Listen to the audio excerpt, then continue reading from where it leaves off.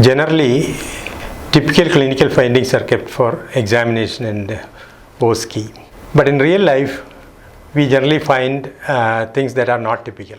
I'm presenting one case that was kept for a postgraduate examination as a case of pneumonia. Because it was a case of pneumonia, the candidate did not look at other systems and missed this abnormal gait.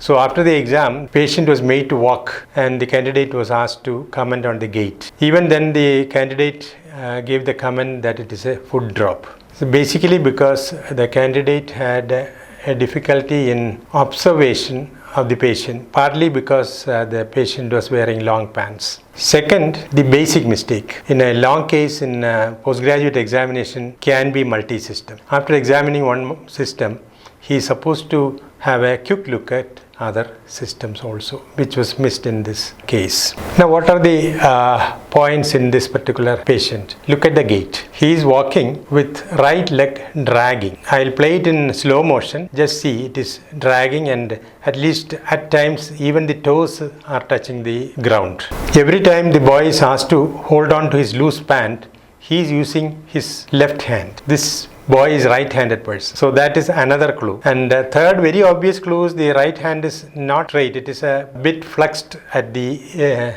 elbow always. So that is another clue. So in the slow motion video, we can see there is an attempted circumduction, because if it is a foot drop, you can see the foot drop video of mine that is uploaded as high stepping gait foot drop OSCE 5. Compare that with this one. Here the patient is not actually flexing the hip. Because the foot is grazing the ground, he should be trying to elevate the foot at hip, which is not happening here.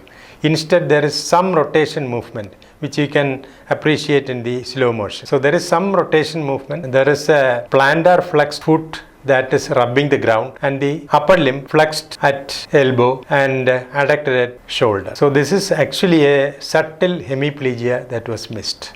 So this is basically a hemiplegic gait. The second video, I'll show another patient, again in slow motion. It's a recovered hemiplegia, so almost he can walk normally, but still look at his attempted circumduction. That is somewhat obvious but not very obvious. And always look at the feet. It is spastically plantar flexed. So much so, the whole foot is not touching the ground. It is sort of getting tiptoed, if you can look at the slow motion. So that is another case of hemiplegic gait. So the point for a postgraduate student is these recovered hemiplegias, you have to use your common sense to pick it up. And if you miss such an important finding, it may affect your results adversely. Thank you.